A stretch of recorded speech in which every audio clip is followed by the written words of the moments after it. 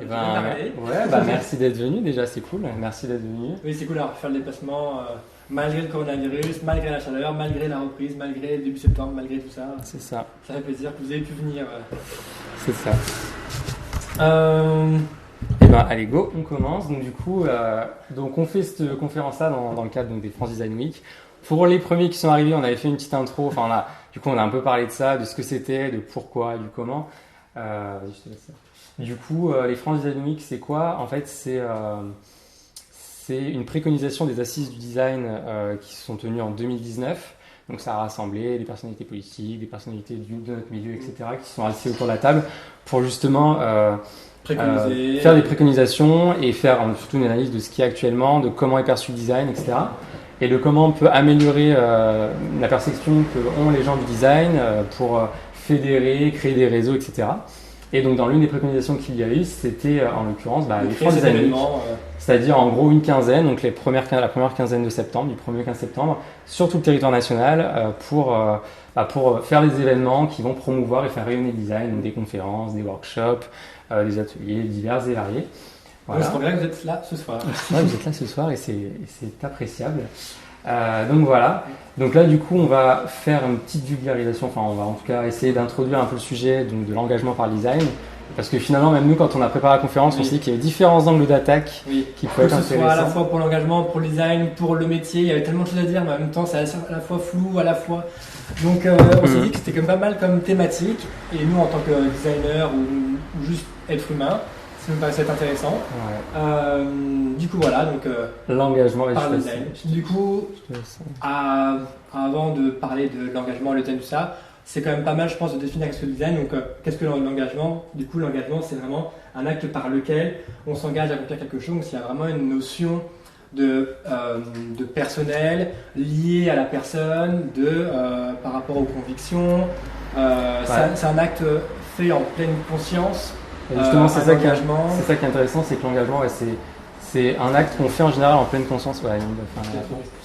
C'est un acte qu'on fait en pleine conscience et c'est ça qui diffère un peu du choix. C'est-à-dire que le choix, un enfant, par exemple, dans son enfance, fait tout un tas de choix basiques, mais c'est pas pour autant qu'il va faire des choix engagés. À cet âge-là, il n'a pas la conscience de ce que peut être l'engagement, de ce que ça représente.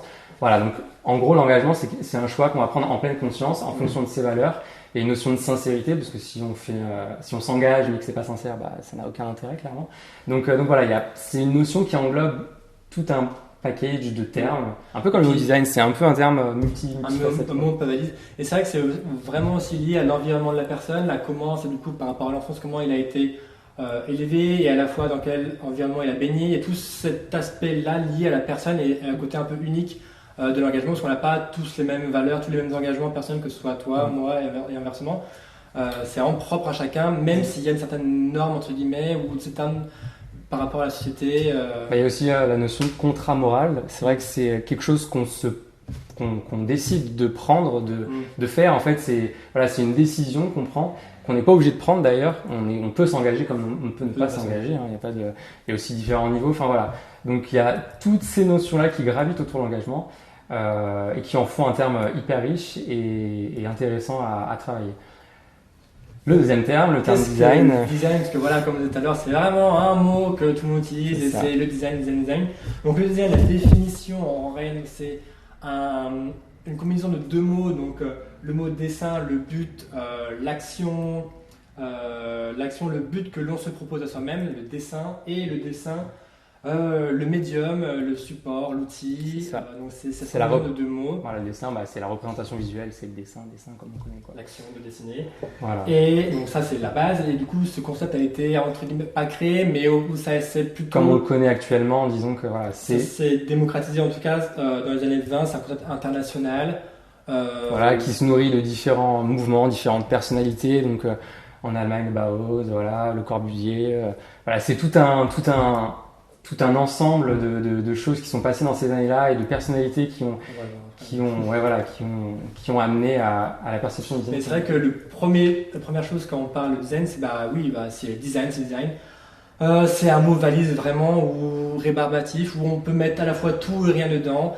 Où je suis quasiment sûr que la moitié de vos grands-parents ou mes grands-parents ne savent pas ce qu'on fait. Parce que c'est vrai qu'on fait du design, on fait de quoi? C'est ça. Je fais des affiches, oui, mais c'est quoi et machin. Donc c'est un peu cette confusion liée au design. Donc, voilà. Parce que justement, vas-y, mais je te laisse avancer, hein, c'est un terme qui regroupe quand même pas mal de notions et finalement, même en tant que designer, il y en a pas mal qui ne savent pas vraiment voilà, d'où vient le design, de ce que c'est, de ce que ça représente, d'autant plus maintenant avec les nouvelles technologies, etc. Donc voilà, juste pour l'historique, on va passer rapidement à l'historique. Donc voilà, les années 20, c'est ce qu'on disait, donc avec différents mouvements. Du coup, le design avec un grand D majuscule a évolué sur les différentes périodes et du coup a entre guillemets à sa création avec le Bauhaus, avec lié aussi beaucoup à l'architecture, aux meubles, en rupture avec du coup tous les autres mouvements artistiques, etc. Il y a vraiment la rupture à l'art déco, etc. Machin. Et du coup, c'était vraiment lié aux artistes. Côté très élitiste, le design c'était vraiment quelque chose d'assez élitiste. Et lié au fonctionnalisme aussi, le but d'un objet, etc. Dans les années post-guerre. Après-guerre, ouais. Les 30 Glorieuses en fait. C'était vraiment lié à la multiplication des besoins. Les entreprises se créaient, ont besoin de communiquer, ont besoin de créer des produits. La consommation, pas la surconsommation, la consommation. La société de consommation a fait que, après-guerre, opulence, etc., tout s'est développé et forcément les besoins ont évolué. Donc forcément, des besoins de marque, des besoins de packaging, des besoins. Donc voilà, c'est des exemples un peu en design graphique et design packaging, mais les besoins en général se sont développés et ça a permis du coup le développement aussi du design comme on connaît actuellement, quoi.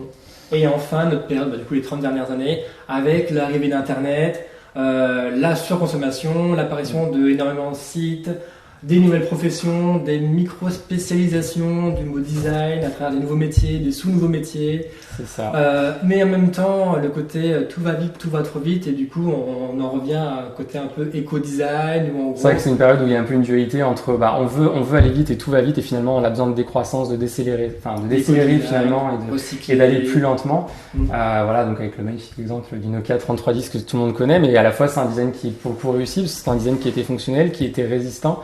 Qui fonctionne toujours. Hein. Je pense que s'il y en a qui en ont les placards, ils doivent sûrement encore marcher.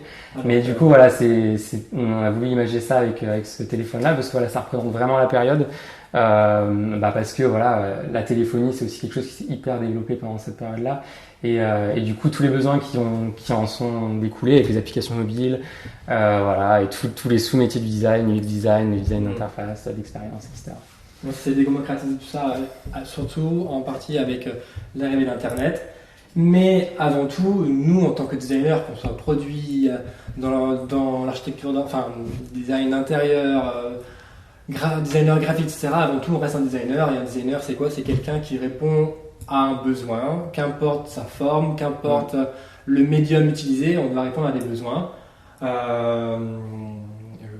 Voilà, et en gros, c'est vrai que voilà, ça c'est qu'un liste non exhaustive, de toute façon vous le savez très bien, hein, mais pour ceux qui sont du métier, mais voilà, il y a tout un tas de design qui s'est du coup développé surtout sur cette fin de période, donc voilà, avec des designs d'expérience, donc ce qu'on appelle un peu l'UX design, mais du coup il y a des sous-métiers du design éditorial, du design des mots, du design culinaire, il y a de tout, et finalement il y a aussi peut-être, c'est ça, est-ce que du coup la question c'est est-ce que cette multiplicité et cette qui émerge et tous ces termes nouveaux aussi qui émergent, est-ce que c'est bénéfique à notre métier ? Est-ce que c'est pas vouloir nommer quelque chose de manière peut-être trop précise, mais au détriment du coup d'avoir un terme design qui va envelopper des designs. Alors que finalement, on reste designer, qu'importe la finalité du produit, qu'importe la finalité de l'action.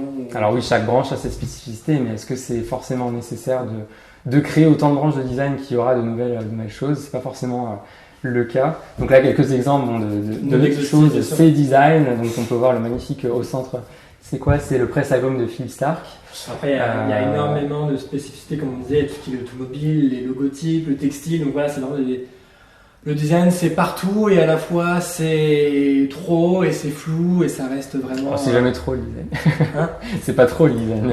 Non, mais c'est vrai que en tout cas la représentation du terme et la manière dont on l'utilise, c'est vrai qu'il y a une surconsommation du mot design aussi, qui du coup crée plutôt la confusion qu'il informe l'utilisateur finalement. Parce que c'est pareil, même maintenant quand on va sur internet, une chaise design, un meuble design, alors que c'est juste une chaise. Les lignes de la nouvelle Peugeot design, bonjour, je voudrais un logo, je voudrais que ce design. Oui, qu'est-ce qu'on fait ? Qu'est-ce que j'en fais, quoi ? C'est devenu un adjectif en fait. alors que c'est une profession, et voilà. Donc là, du coup, on a un peu débroussaillé les côtés un peu historiques du mot design, comment il a pu évoluer suivant les périodes, même s'il fait un peu rapidement, parce que c'est... On voulait pas que ce soit trop... C'est pas forcément le plus intéressant. Enfin, On n'est pas forcément prof non plus. On n'est pas prof non plus, en plus il y a des profs avec nous, donc on ne voulait pas dire trop de bêtises, mais mais voilà, c'était plus pour introduire le sujet et un peu savoir d'où on part. Voilà, donc nous, on est donc du coup designer graphique et d'interface. Pour résumer, donc on va pas partir dans les UX, UI design, etc. Donc pour faire simple, on fait ça. Et dans ces sous-catégories, on fait plein de choses comme de l'édition, de la charte graphique, de la création de logo. Et oui, voilà, des interfaces pour les applications mobiles, des workshops, voilà, pour les clients, pour les étudiants. Enfin voilà, en gros, nous, notre champ du design pour l'instant, c'est ça. Et ça restera ça parce que c'est notre champ de compétences. Mais voilà. Voilà. Maintenant qu'on a fait un peu le tour d'horizon de mots design, etc., on pensait intéressant de voir comment nous, en tant que personne, mais en tant que designer, on peut s'engager, à quelle échelle, à quel niveau, avec des exemples personnels, mais des exemples un peu plus génériques et peut-être des choses qui ont peut-être tendance à s'implémenter aussi. C'est des choses que par rapport à... Ouais, vas-y. Donc voilà, des exemples engagés. Donc le premier, tout ce qui est lié aux appels d'offres avec des pistes, des premières pistes, des premières ébauches, des premières pistes créatives, des affiches. Ça c'est vraiment hyper symptomatique de ce qui se passe actuellement dans le design, c'est-à-dire que donc, pour ceux qui sont peut-être indépendants ici et qui ont fait les appels d'offres ou qui souhaitent en faire, pour expliquer en tout cas pour les autres, c'est que ceux qui n'ont pas eu à faire des appels d'offres, en gros un appel d'offres, en tout cas dans notre métier, on nous demande souvent des premières pistes de réflexion ou alors par exemple, prenons l'exemple d'une affiche, clairement on va nous demander une esquisse de l'affiche ou alors une grosse note d'intention mais qui va être très engageante et qui va décrire en fait finalement le concept qu'il y aura derrière l'affiche sans finalement faire la réalisation, mais en fait l'idée sera déjà donnée avant même d'avoir reçu un avis favorable ou non pour notre candidature en fait finalement. Donc c'est travailler en amont sans être rémunéré et en fait vis-à-vis des appels d'offres il y a un vide juridique pour l'instant parce que justement notre métier, d'ailleurs on le voit même dans notre société quand on coche certaines cases pour l'assurance maladie etc. Il y a un peu un flou de savoir en termes juridiques. Là, en l'occurrence, est-ce qu'on est obligé de rémunérer une personne qui va créer une esquisse pour un appel d'offres avant même d'avoir remporté un appel d'offres? Pour l'instant, il y a un peu un flou. Donc il y en a qui justement ils jouent dessus, ils disent oui mais c'est juste une note d'intention, oui c'est juste des esquisses, c'est même pas le produit final, c'est même pas... Donc du coup on se permet de vous demander ça et on vous rémunère pas. Et du coup c'est ce pourquoi nous on s'engage à dire non, on préfère soit ne pas répondre à l'appel d'offres et dans ce cas-là oui on pourrait passer à côté d'un marché si on remportait. Ou alors, dans ce cas-là, on dénonce l'appel d'offres. Il y a des plateformes qui existent pour dénoncer les appels d'offres, pour justement qui se mettent entre guillemets en accord, parce que maintenant il y a des lois qui sont en train d'être créées, etc. Pour justement pas ce travail gratuit-là, etc. Donc justement, on est en train de... En tout cas, nous, dans tous les cas, on refuse en général quand c'est comme ça, donc on informe le commanditaire qu'on n'est pas d'accord et qu'en tout cas s'il n'y a pas de rémunération on ne participera pas. Et puis voilà, c'est donc du coup sortir les textes de loi qui sont un peu tendancieux, mais en tout cas les amener d'une manière qui soit compris. Et voilà, et du coup effectivement après c'est faire remonter des informations par exemple au ministère de la Culture ou ce genre de choses qui vont du coup pouvoir justement, en l'occurrence maintenant en train de reviser certaines lois, en tout cas changer quelques termes qui étaient tendancieux et qui du coup étaient défavorables à la profession du design en général. Après ça on va en parler tout à l'heure, mais c'est même pas lié que aux appels d'offres, c'est lié vraiment à notre monde, à notre milieu du design. C'est oui mais ça te prend 2 minutes de faire un logo, ça te prend 2 minutes de faire ci, ça te prend 2 minutes de faire un dessin ou quoi que ce soit. C'est la perception qu'ont les personnes du design et l'importance que ça... voilà justement, et que oui, effectivement.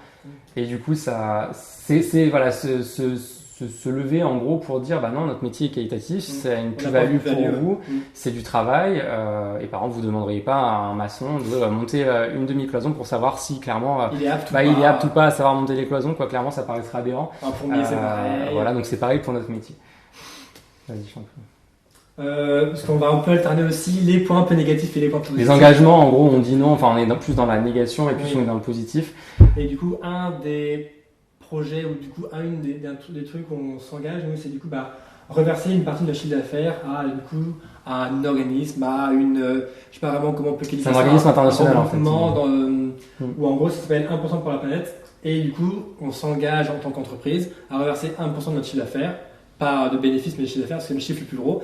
Et du coup, on reverse 1% de ce chiffre d'affaires-là à des actions pour que l'Internet soit mieux. Il y a des actions diverses et variées de manière sociale, c'est sociétale. toutes des actions principalement environnementales et du coup c'est un regroupement d'entreprises. Donc ça représente quand même 7 milliards d'euros par an de dons qui sont faits, enfin en tout cas de versements qui sont faits pour ces causes-là. Mais donc là on est en finalisation du coup du dossier, etc. Pour l'année qui arrive. Là. Mais voilà, en fait c'est créer de la plus-value avec du coup notre métier, enfin la richesse entre guillemets qu'on crée, le chiffre d'affaires qu'on crée via le design, on redistribue du coup une partie pour une cause qui l'environnement, je pense que ça touche tout le monde, donc je pense que peu de monde, c'est difficile de pas adhérer en tout cas à une cause environnementale. Enfin voilà, on est dedans, on le constate tous les jours qu'il y a qu'il faut faire quelque chose. Donc voilà, à différents échelons, nous c'est par exemple comme ça qu'on s'engage. Et puis si tout le monde, dans un cercle vertueux. Voilà, puis finalement c'est que 1%, mais ça reste quand même une sacrée somme. Donc finalement, comme tu dis, ça fait quand même un sacré 7 milliards d'euros à la fin du compte. Donc ça permet aussi voilà, à notre petite échelle, pouvoir faire changer les choses comme on le peut. Voilà, donc c'est ça l'organisme. Donc si vous voulez, s'il y a des professionnels et qui vous voulez faire adhérer à ça, en vrai c'est plutôt simple. Il faut aller sur le site, ils demandent quelques informations, il y a un petit dossier, etc. Et après c'est assez vite fait, mais voilà. Dans l'idée aussi, donc dans la valorisation du métier et vis-à-vis des clients, c'est aussi en gros des projets sur lesquels on n'aurait pas de marge de manœuvre, en tout cas pas de marge sur lesquels on pourrait travailler ou peu. Donc on va parler des deux maintenant. Oui, on peut parler des deux maintenant.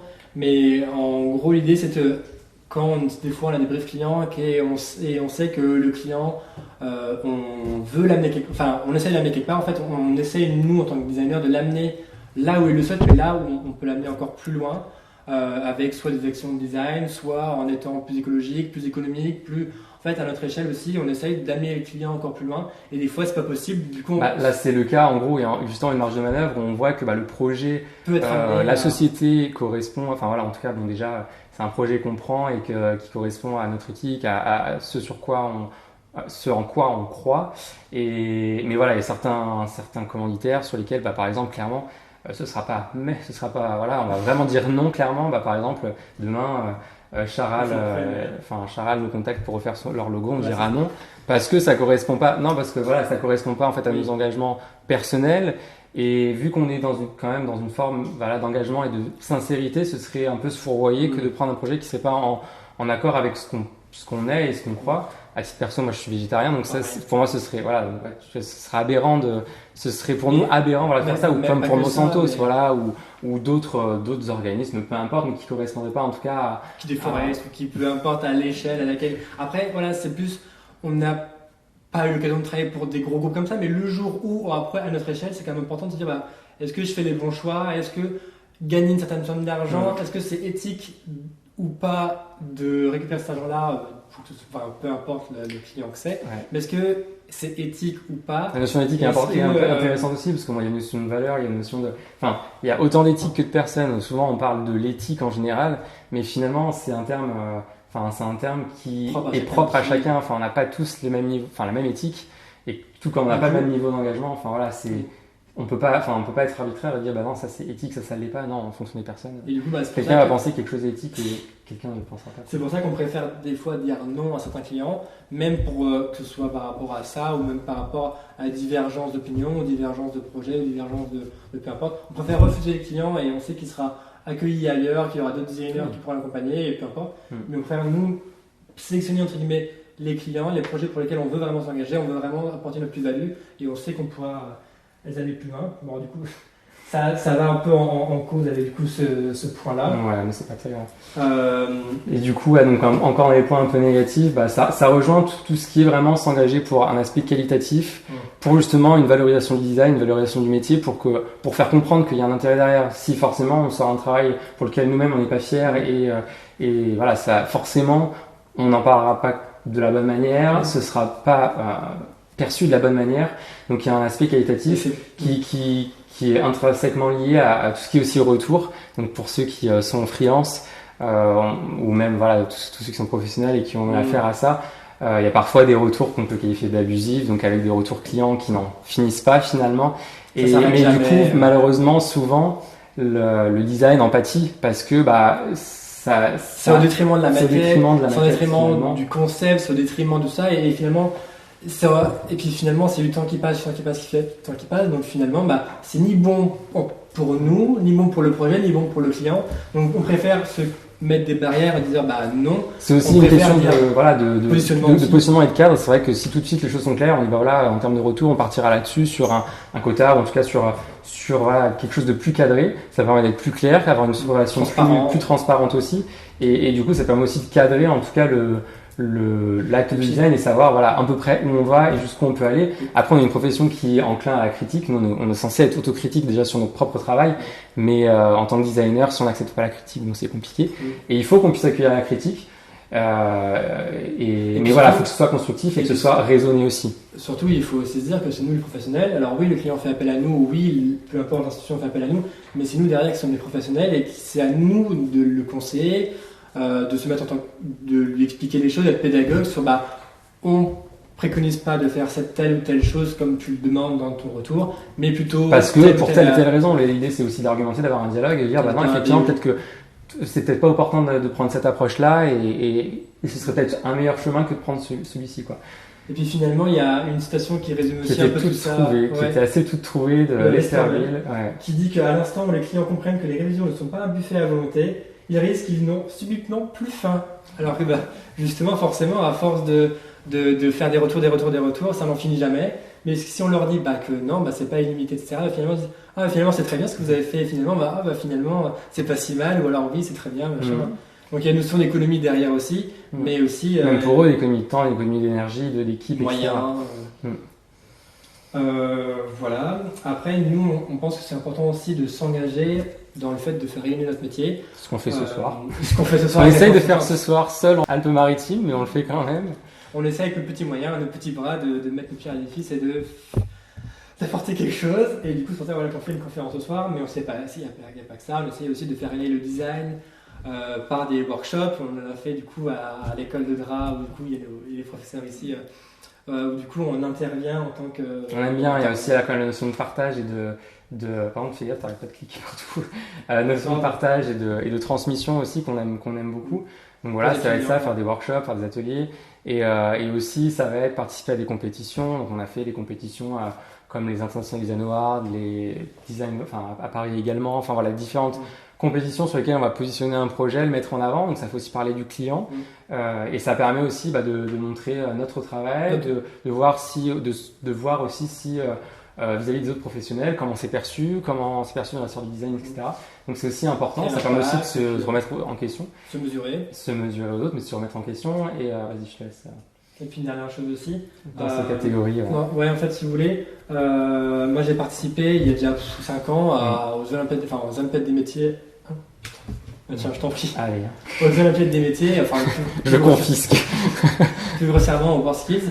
Et en gros, si vous voulez, c'est une compétition régionale, nationale, internationale. C'est quand même le meilleur ouvrier de France. Ouais, c'est quand même le meilleur ouvrier de France, mais lié à 40 métiers. Donc il y a le fleuriste, design graphique, imprimeur, il y a cuisinier, il y a plein de métiers. Et ayant participé à cette compétition, on était toujours en contact avec eux, etc. Et on les a contactés pas longtemps pour dire il y a les nationales qui arrivent à Lyon en fin d'année, il y a les internationales qui sont aussi à Lyon dans 3 ans. On aimerait bien pouvoir participer aussi. Mettre notre pierre à l'édifice, en fait. Voilà, toi, ça, en tant qu'ancien candidat et ayant remporté quand même la 2e place. Non, mais c'est aussi intéressant parce que c'est pas juste se dire, on prend part à ça parce que, juste on dit, tiens, ça va nous faire une belle vitrine et c'est cool, quoi. Non, il y a une vraie derrière. Toi, derrière, t'as quand même, fait les entraînements, t'es arrivé quand même 2e au niveau national. Tu sais quand même de quoi tu parles et c'est quand même intéressant. Et du coup, l'idée, c'est de pouvoir mettre à profit notre expérience en tant qu'agence, mon expérience en tant qu'ancien candidat. Du coup, on va aider les futurs candidats, on va faire des workshops avec eux, on va faire des préparations liées au digital, liées au graphisme avec eux à Paris le mois prochain. C'est histoire, on va faire aussi un manuel, on va co-écrire un manuel lié à une formation dans le design graphique, particulièrement au digital, l'UX et l'UI, etc. Pour préparer au mieux les candidats en fait à la compétition nationale. Du coup, donc il y a un compétiteur par région. Donc c'est d'abord à l'échelon régional et après une personne par région. Donc là, du coup, on a quand même pas mal qui arrivent au national. Et du coup, voilà, c'est de leur donner les meilleures billes pour se finalement, révéler. voilà, faire de notre métier une fierté, quoi, et d'arriver, en première position nationale, mais surtout après, d'avoir un compétiteur qui soit assez solide pour supporter la compétition européenne et internationale, parce qu'il faut savoir quand même que, en vrai, là, on parle quand même d'une compétition où il y a des entraînements physiques, psychologiques, c'est vraiment une équipe de France, enfin, ils sont en maillot avec l'équipe de France, enfin, c'est les Jeux Olympiques des métiers, quoi, c'est clairement ça. Là, c'est d'ailleurs là, c'est la finale de l'année dernière. À Kazan, à 2019. En Russie, ouais. Donc voilà, ils remplissent, aux internationaux, ils remplissent des stadiums entiers avec chaque délégation. Tous les etc. métiers, c'est international, donc il y a tous les pays du monde entre guillemets qui participent et qui envoient leurs candidats. Donc c'est vraiment un gros événement. Et du coup, voilà, nous, on trouve ça intéressant de pouvoir s'engager là-dedans et dire bah oui, on peut donner un coup de main dans ce sens-là. Et d'en parler aussi, de cet événement-là, parce que mine de rien, on connaît beaucoup les meilleurs ouvriers de France, et finalement, les World Skills, c'est assez peu, enfin, on en parle un peu moins, et bon, en plus, il y a les professeurs ici, et c'est vrai que nous, dès qu'on a des jeunes, d'ailleurs, notre futur alternant, on lui avait proposé de participer au World Skills quand il était chez nous en stage, mais il était un peu limite niveau âge. Mais voilà, c'est quand on aime ça, quand on aime parler de son métier, et quand on aime courir aussi, quand on a aussi l'âme de compétiteur, parce que c'est quand même pas évident. C'est des épreuves en temps limité, voilà, c'est des choses assez, quand même complexes, avec des contraintes très techniques, etc. Donc voilà, mais c'est une bonne manière aussi de valoriser notre métier et de montrer que voilà, il y a aussi de l'excellence dans chacun de nos métiers, et notre métier fait aussi partie des métiers primordiaux avec un vrai impact aussi, quoi. Pardon. Désolé. C'est bon.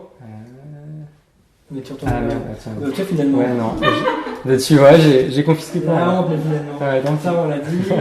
Et pour terminer, un des derniers points pour lesquels on s'engage, c'est du coup de prendre du temps pour des projets un peu plus personnels, un peu plus, voilà, encore pas forcément financiers, en tout cas qui sont pas financiers, pas liés forcément pas liés à l'argent, mais on essaye. Là, on va le faire une fois cette année, mais de lier à nos compétences à un projet dans l'année. Et là, en particulier, c'est pour une association qui s'appelle Prader Willy France, pour lequel j'avais fait pour mon BTS un projet de fin d'année, un projet de synthèse, et on est toujours en contact avec eux. Et là, du coup, l'idée, c'est de pouvoir les accompagner avec leurs petits moyens, parce que c'est une association, de justement mettre. Parce que en fait, c'est mettre nos compétences à profit finalement. Tout le monde ne peut pas se payer des agences de design, tout le monde ne peut pas se payer des freelances, tout le monde ne peut pas se payer du graphisme, tout ça, donc forcément. Peut-être parler rapidement de Prader Willy France. En fait, c'est lié à une association qui aide les familles, les enfants atteints de ce syndrome Prader Willy.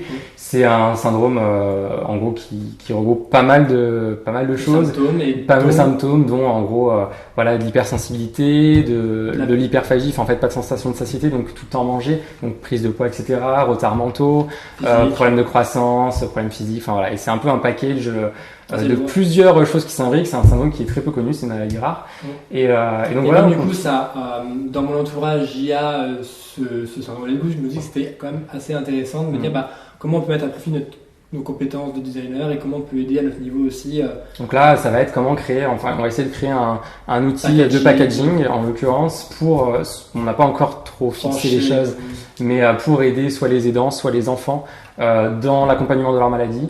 Donc voilà, donc là on est encore en phase de réflexion, mais c'est une démarche qu'on essaye de faire en général. Donc on n'est pas pour le travail gratuit, mais la différence qu'il y a ici, c'est voilà, on se réserve le droit entre guillemets à un projet par an. Voilà, parce que finalement, il faut quand même qu'on vive, il faut que tout le monde puisse vivre, etc. C'est pas gratuit. Mais voilà, c'est quand même s'engager pour une cause, sur un projet concret. Là, c'est ça, on voulait faire des affiches aussi, on voulait faire d'autres choses, d'autres projets, donc on verra aussi. Oui, finalement, voilà, c'est ça, mais ça aurait pu être une série d'affiches pour l'environnement, on avait pensé à des sérigraphies, plein d'autres choses. Donc après, voilà, chacun peut s'engager aussi à son niveau, avec des actions de design, voilà, des choses un peu toutes simples, mais il faut juste passer à l'action, en fait, c'est juste ça. C'est ça le plus important, c'est que peu importe la manière dont on s'engage, c'est comment on le fait et le faire, quoi. C'est juste de le faire, en fait, de passer à l'acte. Ouais, petite dernière citation pour cette partie-là, après on passera à la troisième et dernière partie. Et c'est vrai que voilà, on a ponctué 3 petites citations qu'on trouvait plutôt bien, et bon, c'est des designers graphiques relativement connus, quoi, donc on trouve ça intéressant de les mettre en avant.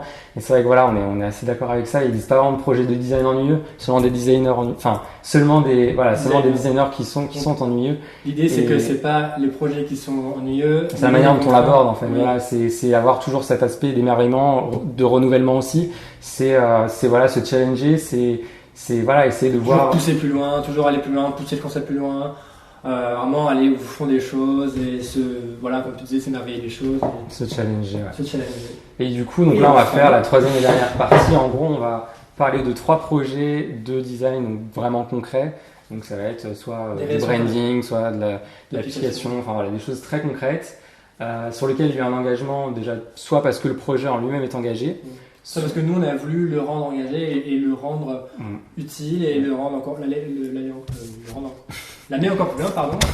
Et du coup, voilà, parce que c'est bien beau de dire, oui, il faut faire ça, on s'engage, mais finalement. Mais concrètement, voilà, comment on le fait et en plus de voilà, ce qu'on a pu dire avant, concrètement, comment on le met en place. Dans un résultat du design, comment ça se met en place.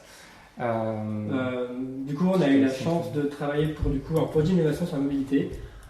C'est pour Vulog à Nice, c'est le leader de la mobilité partagée, mobilité connectée, où en gros le principe c'est qu'ils créent des applications mobiles en marque blanche, donc en gros c'est des applications qui revendent à des clients. À des opérateurs après dans chaque pays, un peu sur tous les continents, donc voilà, c'est en gros créer un outil, eux ils créent un outil numérique qui développe et qui vendent par la suite, et du coup les sociétés par la suite mettent juste leur logo, leur couleur, etc. Et ils ont l'outil à disposition pour pouvoir déployer du coup une flotte de véhicules en autopartage ou ce genre de choses. Et l'idée ici c'est de pouvoir changer la mobilité de demain, c'est de pouvoir voir comment du coup les usagers bougent, en fait, voilà, comment du coup on peut améliorer la mobilité de demain.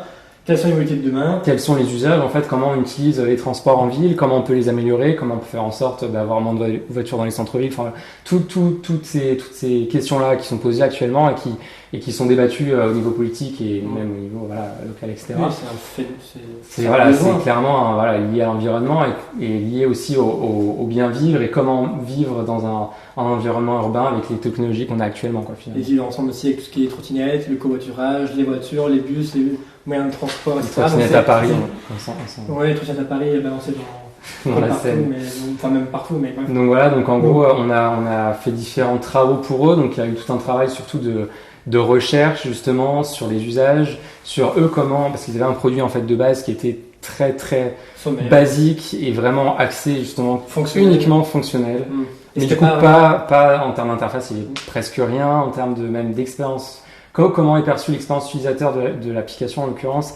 On était au niveau, c'était vraiment aux prémices, c'était aux prémices. C'est que du développement, il n'y avait pas d'aspect graphique, pas d'aspect où ils ont mis en avant l'utilisateur, ils ont mis en avant l'usager. Donc on a fait toute une démarche du coup de recherche, de workshop, on a passé plusieurs jours avec eux, on a fait des tests de leur flotte sur Nice pour voir un peu comment ça fonctionnait, même pour connaître les contraintes techniques qui étaient liées aussi au projet, pour pouvoir du coup amener au mieux après notre expertise technique et artistique pour concevoir du coup les nouveaux outils qu'ils vont utiliser, donc en l'occurrence des applications mobiles. Du coup, en gros, l'idée c'est de voir, à partir d'un produit qui est existant, qui allait être mis sur le marché, c'est comment le repenser, le rendre plus UX-friendly, comme on peut dire, ou le rendre un peu plus dédié réellement aux usages réels comment les gens vont l'utiliser.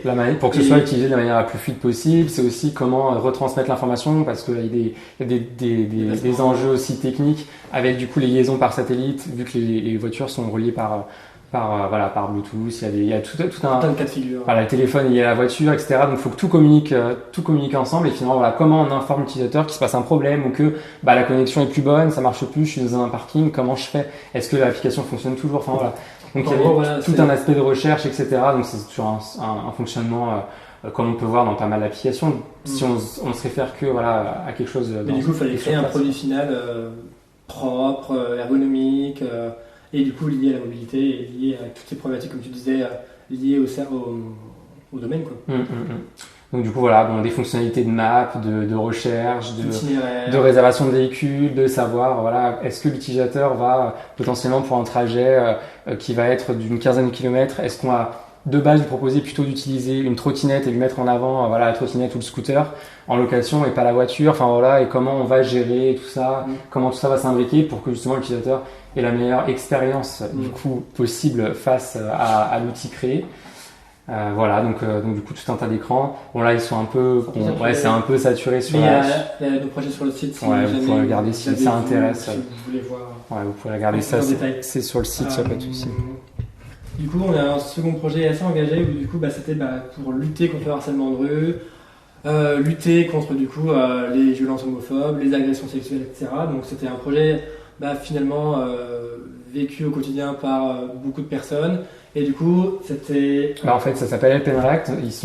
L'équipe d'Help and React, à la base, c'est un projet qui a été, qui est en lien avec la ville de Nice, qui s'est fait, en fait, il y a une subvention de la ville de Nice, etc.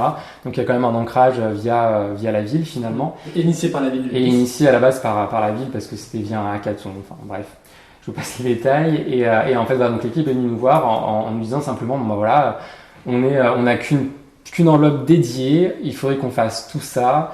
Ils avaient besoin du coup d'une identité, forcément. Ils avaient besoin du coup d'un outil digital. Donc ils avaient choisi l'application mobile. Donc on a dit oui, pas de souci. Qu'est-ce qu'on peut faire via ça? Ils avaient aussi tout un carnet technique avec quelles fonctionnalités ils verraient dans l'application justement pour justement essayer de faire cesser ces harcèlements de rue, cette banalisation qu'il peut y avoir. Donc voilà, donc on a d'abord commencé à travailler forcément par l'aspect identité d'Help and React. Donc on est parti du coup sur un site assez condensé, simple, où on avait du coup cette notion de lien, cette notion de main tendue, d'aide, d'accompagnement, le pin de géolocalisation pour du coup apporter ce côté un peu digital, connecté, et rappeler le côté aussi forcément l'application mobile, du coup le support. Voilà, ça s'est aussi joué sur donc la typographie, en termes chromatiques, on a aussi...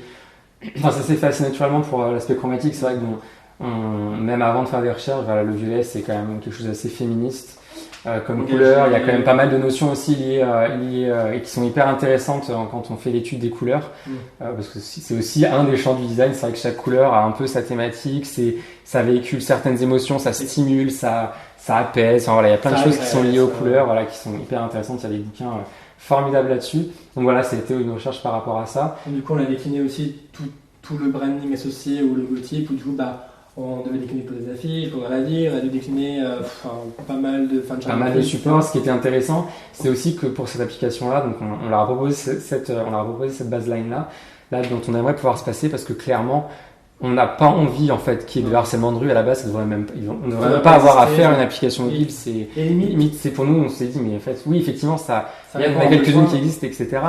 Mais on ne devrait même pas avoir besoin d'avoir une application mobile. Donc l'idée, c'est d'avoir un outil qui soit finalement qui soit voué à disparaître, parce que on aimerait, on espérait que en tout cas au fil des usages, les usages justement et les actions des gens changent via l'outil de design créé, et voilà, qu'on puisse mais en tout cas via cet outil-là qu'on puisse du coup l'abandonner finalement à la fin, ou que ce projet n'ait jamais besoin d'avoir lieu. Donc mais du coup c'est pour ça qu'on a défini que le second serait l'application qu'on n'a pas envie, qu'on veut pas, et qu'on aimerait pouvoir se passer.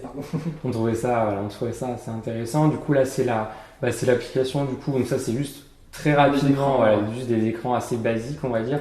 Donc en gros, en termes de fonctionnalité, dans cette application-là, ce qui était intéressant, c'est qu'ils voulaient vraiment mettre en avant un système de map qui permettrait du coup de localiser les différents lieux qui pourraient être présent en tout cas sur le territoire du coup de Nice, parce que pour l'instant c'était sur Nice, avec du coup des associations d'aide LGBT aux femmes, des lieux d'écoute, et du coup il y avait une partie un peu entre guillemets annuaire avec du coup la notion de map, où est-ce que je suis, qu'est-ce qu'il y a à proximité de où je suis, mais il y avait aussi la notion la grosse fonctionnalité, la principale fonctionnalité, c'était pouvoir alerter mes proches. En fait, je suis dans la rue, je me fais agresser ou je suis victime de quoi que ce soit, je peux en fait envoyer d'un simple geste une alerte à ma famille, comme quoi je suis à cette position-là, j'ai un problème, contacte-moi ou viens me chercher ou peu importe. Donc nous, par un geste simple. Ça s'est matérialisé via on a fait un workshop avec justement avec l'équipe.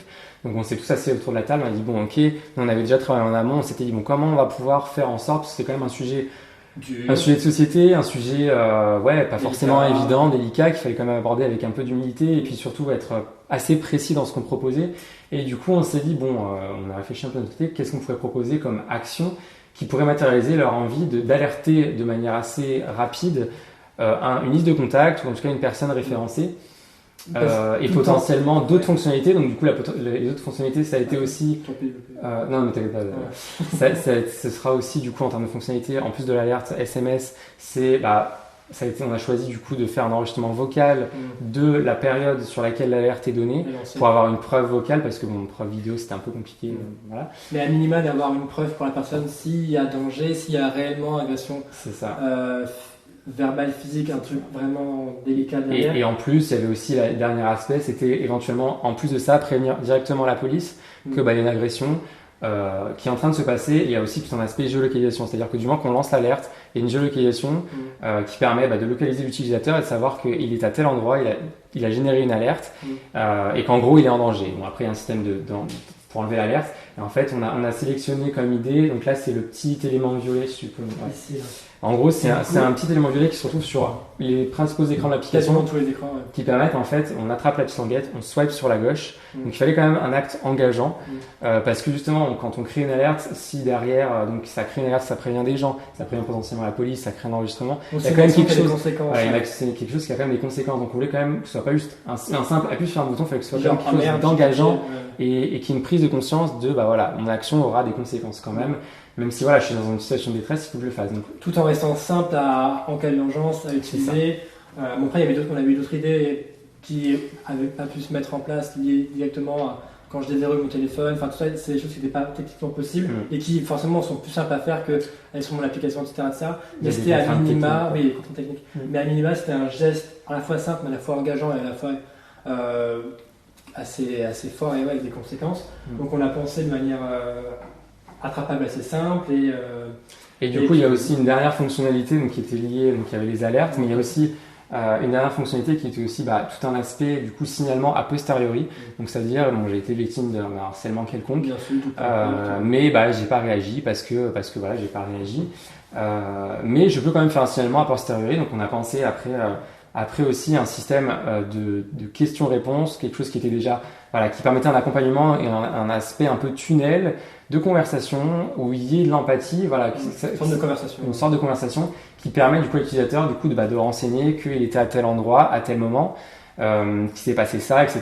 Et du coup d'envoyer le signalement a posteriori. Du coup ça permet de faire remonter, en fait le but c'est de pouvoir faire remonter à la ville de Nice des signalements, des agressions, enfin tout ce qui peut se passer dans la ville, suivi par n'importe qui finalement, et de pouvoir du coup eux collecter une base de données et puis pouvoir s'en servir derrière pour aménager leur comment on peut dire ça, en fait c'était l'idée, c'est du coup toutes les datas donc qui restent anonymes bien sûr, mais toutes les datas qui sont récoltées sur en l'occurrence il y a eu tant de nombre d'agressions, et du coup ça permet d'adapter la politique publique, de savoir dans tel quartier à tel endroit ou pouvoir en tout cas adapter du coup les lois locales, enfin en tout cas pas les lois mais les politiques publiques pour faire évoluer les choses, pour faire en sorte que justement dans l'espace public, en tout cas sur Nice, il y ait moins d'actes de ce genre-là, quoi.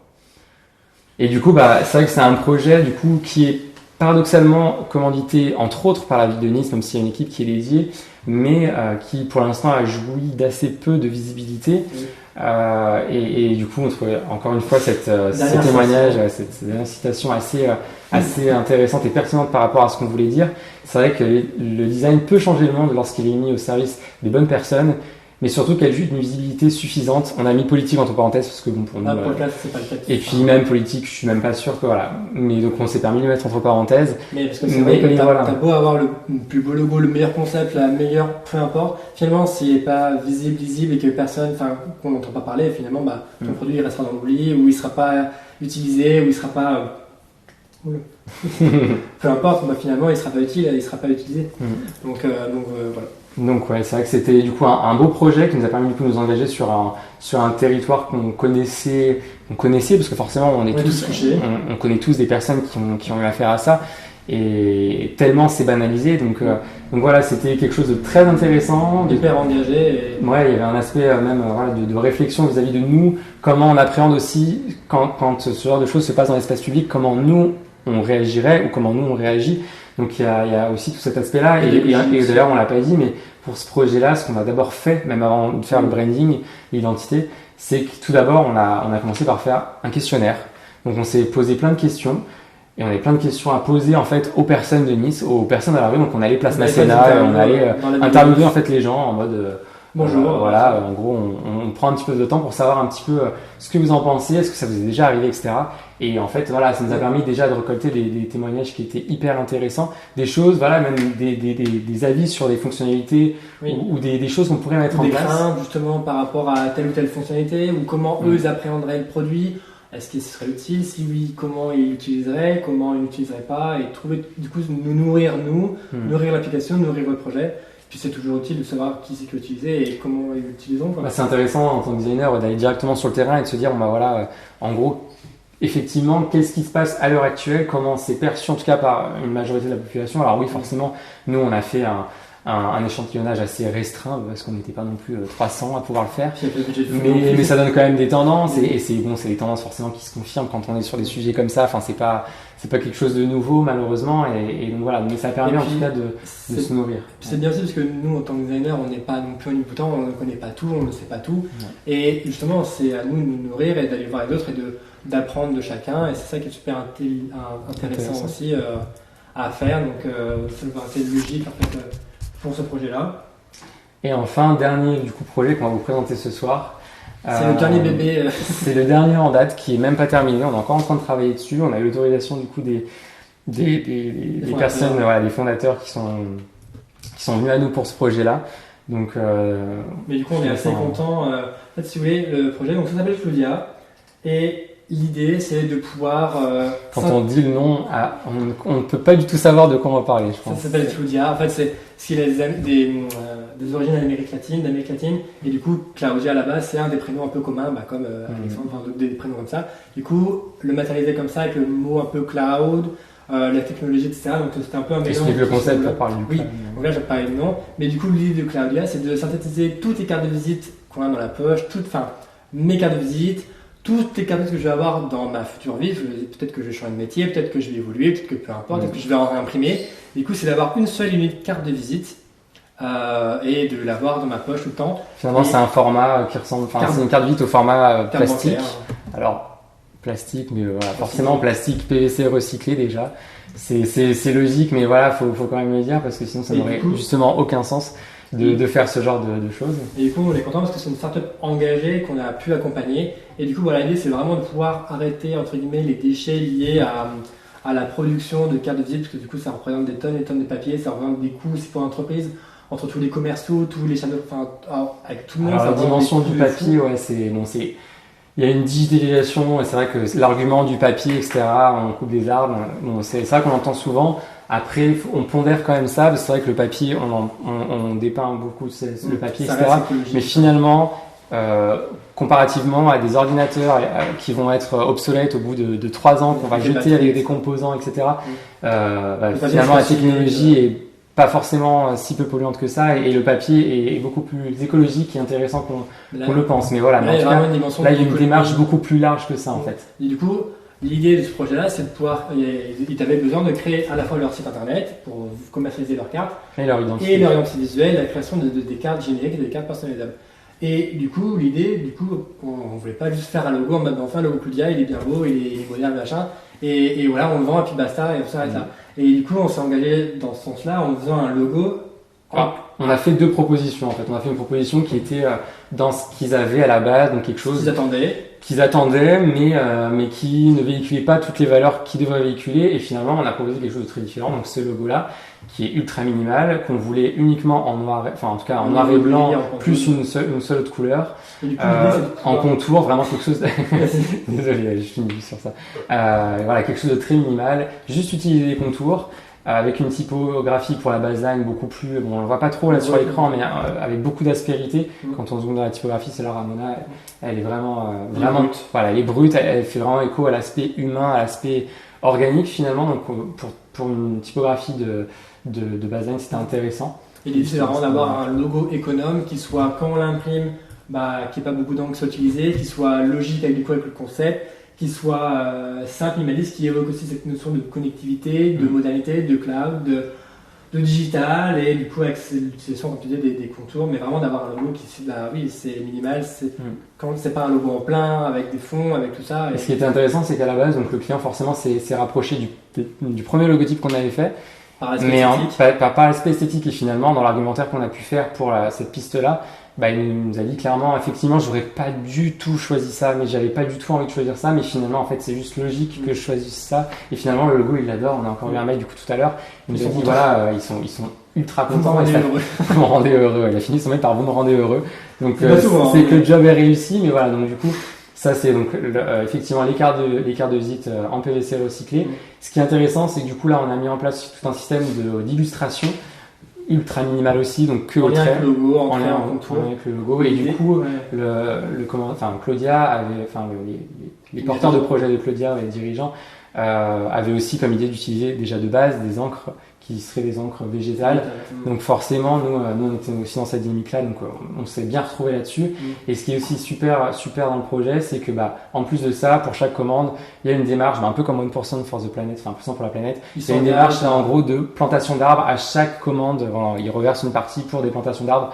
Donc c'est tout bénéf finalement. Finalement, c'est un gain pour tout le monde. C'est une carte que je ne n'oublie pas parce que je la garde sur moi. Je la garde tout le temps et je peux avoir accès à le site internet et je peux la personnaliser. C'est-à-dire que je peux mettre mes informations à jour tout le temps. Donc je peux changer de métier et c'est pas grave, je garde la même carte. Je sais pas si on a expliqué la fonctionnalité avec la NFC. Ouais, en gros, si vous voulez, on l'a pas expliqué, mais en gros, si vous voulez, c'est une carte un peu comme de sans contact avec la carte bancaire, avec les TPE, où en gros, en fonction, je la pose sur téléphone et ça enregistre. Enfin, en gros, ça. Il y a une notification et je peux en gros avoir les informations en gros directement de la personne. Qui sont détenues par la carte. Du coup, il n'y a plus ce gâchis. Pardon. Bravo.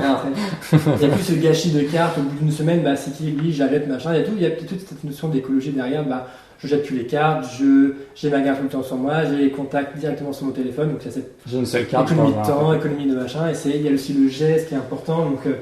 Donc ça fait c'était vraiment un projet pour le coup qui était global, environnemental et qui était du coup engagé de base. Super intéressant à travailler. Enfin, travailler encore, mais vas-y, je te laisse passer à l'autre. Et aussi une dernière chose, c'est que forcément quand il va envoyer les cartes, le client, il faut qu'il les envoie sur un certain support et du coup au début le client nous appelle, il me dit j'aimerais bien l'envoyer sur un petit papier cartonné sympa et du coup pour pas que ça fasse trop de gâchis, l'idée c'est de pouvoir réfléchir à un origami ou un truc comme ça. Je dis ok, bon c'est déjà une bonne idée de pas vouloir faire un truc qui déjà il y avait la démarche en fait de penser le support qui permettrait d'envoyer la carte, etc. Donc déjà il y avait une démarche déjà de la part du client. Donc et du coup on a dit mais pourquoi on fait pas dans ce cas-là ce papier là, en fait si vous voulez il y a la carte qui est posée et du coup dessous il y a le médium et du coup ce médium là pas en faire un origami, pas en faire quelque chose qui va être finalement inutile au bout de quelques semaines ou de quelques jours, de quelques heures, mais vraiment d'en faire quelque chose qui a intérêt. Et du coup l'idée ça a été de proposer un papier à semer, un papier à ensemencer où en gros je reçois la carte, je garde la carte et le papier je le déchire, je le mets dans mon compost, je le mets directement dans ma terre. Et je l'arrose. Non, vous me mettre dans tes jardins. Oui, mais les jardinières ou peu importe, après ça peut être d'engrais. Donc au moins il y a zéro déchet derrière. C'est imprimé avec ce sera imprimé avec des encres végétales aussi. Donc pareil, pas de déchets non plus, pas d'hydrocarbures, pas de. Tout ça, tout ce qu'on veut pas. Toutes les mauvaises choses qui sont présentes actuellement dans les encres. Voilà, et tout ce qui est contre aussi la démarche du projet. Du coup, c'était de créer. C'était la petite cerise sur le gâteau. On s'est dit, en plus, il y a des startups françaises qui font ça, des petites TPE, etc. Donc on s'est dit, mais non, mais c'est juste pareil, c'est juste logique de proposer ça. Les papiers sont super beaux en plus. Bon, il y a aussi des papiers avec inclusion de fleurs, mais bon, ça sert pas forcément. C'est-à-dire que c'est un joli papier, mais on va pas le garder. Là, c'est l'aspect ensemencé, ça permet du coup de se dire j'ai une jardinière avec 3 plantes dedans, ça peut être sympa et il y a une démarche après la réception de la carte et une continuité qui était hyper intéressante. Du coup je peux planter ma carte, pas vraiment la carte mais je peux planter le support, il y a zéro déchet et c'est vraiment nous notre métier de designer c'est aussi trouver des bonnes idées pour à la fois réduire les coûts pour le client mais aussi trouver des petites bonnes idées, des petites astuces graphiques, des astuces sur le support, sur plein de choses qui rendent le projet encore plus cohérent, en lien avec ce qu'il veut faire, etc. Et c'est lié à n'importe quel métier dans le design graphique et pour le packaging, mais ça peut être des réductions de coûts en architecture, ça peut être des réductions de coûts par rapport à des volumes, par rapport à un produit, ça peut être plein de choses. Donc c'est ça qui est super intéressant, c'est de trouver des petites solutions qui font que c'est pas con quoi. Je cherchais surtout, il y a une vraie recherche de sens, c'est vraiment aller d'un bout à l'autre sans se fourvoyer et surtout en gardant toujours la continuité et là où on veut aller et c'est en ça que il faut, des fois c'est pas évident parce que forcément il faut savoir aussi user de pédagogie, mais c'est hyper intéressant et quand des projets comme ça aboutissent, on est content parce qu'on se dit que notre métier, là c'est un exemple, mais par exemple pour Alpenax ou même pour d'autres choses, le design est partout et il y a un vrai impact, il y a une responsabilité sociétale. C'est clairement finalement c'est la synthèse. Finalement c'est la synthèse et puis comme ça on pourra un peu discuter tous ensemble et voilà il y a une vraie responsabilité quoi. Donc c'est important en tant que designer de savoir où on veut aller, de ne pas se fourvoyer dans ses convictions, de connaître ses engagements, savoir pourquoi on le fait aussi. Et voilà, quoi. Après, évidemment, là, on a montré 3 projets sur lesquels soit ils étaient engagés, soit nous, on a pu s'engager de cette manière. Mais c'est sûr que c'est pas le cas de figure de tous les projets, parce que forcément, il y a des projets sur lesquels il n'y a pas que ça, on n'a pas la possibilité de faire que ça tout le temps. Des projets qui sont neutres, clairement, quand on bosse pendant des domaines culturels ou quoi, c'est un super projet parce qu'on s'éclate. Mais bon, forcément, il n'y a pas forcément un engagement. Alors oui, on a un engagement vis-à-vis de nous-mêmes, vis-à-vis, comme on a vu tout à l'heure, la qualité du travail, la perception de comment ça va être perçu, etc. Mais au-delà de ça, il n'y a pas un engagement social ou environnemental. Après, quand on peut l'amener, encore une fois, on le fait. Quand il y a la possibilité, on peut. Mais voilà. Ceci conclut cette petite conférence rapide.